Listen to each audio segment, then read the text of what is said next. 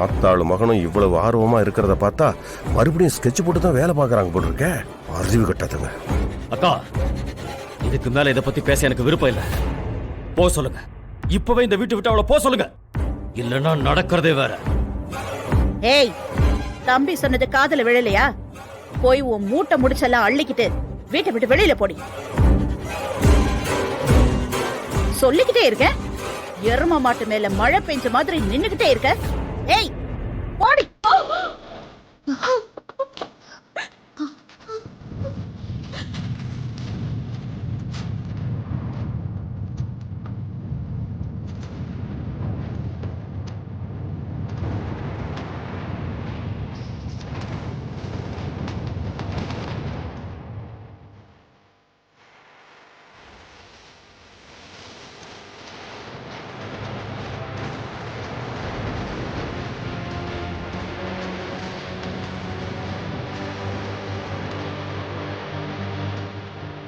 அத்தை, எதுக்கு இப்ப இவங்களை வீட்டை விட்டு வெளியே போக சொல்றீங்க?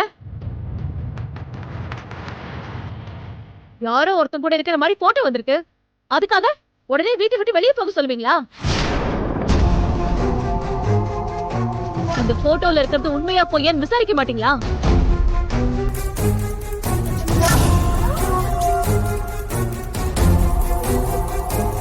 ஏ வள்ளி, நீ என்ன அவளுக்கு சப்போர்ட்டா பேசிட்டு இருக்க? அவளை பத்தி எல்லாம் உனக்கு தெரியாது. அவ எவ்வளவு பெரிய கேடி தெரியுமா? அவ என்னெல்லாம் பண்ணான்னு எல்லாமே எனக்கும் ரத்தனத்துக்கும் தான் தெரியும்.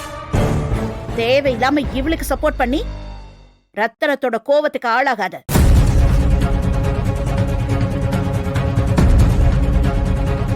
அப்பா, நாம இப்ப இருக்கிற காலகட்டத்துல டெக்னாலஜியை வச்சு இல்லாத விஷயத்தை இருக்கிற மாதிரி காட்ட முடியும். இருக்கிற விஷயத்தை இல்லாத மாதிரி காட்ட முடியும். அப்படி இருக்கும்போது எதையும் விசாரிக்காம ஒரு முடிவுக்கு வருது எனக்கு ஒண்ணும் சரியா படலப்பா. போதும், நிறுத்து வள்ளி. இவளை பத்தி உனக்கு தெரியாது.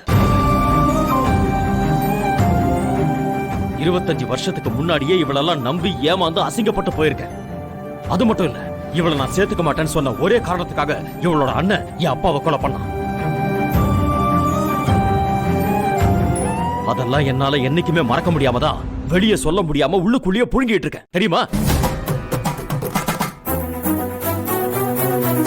எப்போ இந்த போட்டோவை பார்த்தனோ அப்பவே இதுக்கு மேல இவ இங்க இருக்க கூடாதுன்னு முடிவு பண்ணிட்டேன்.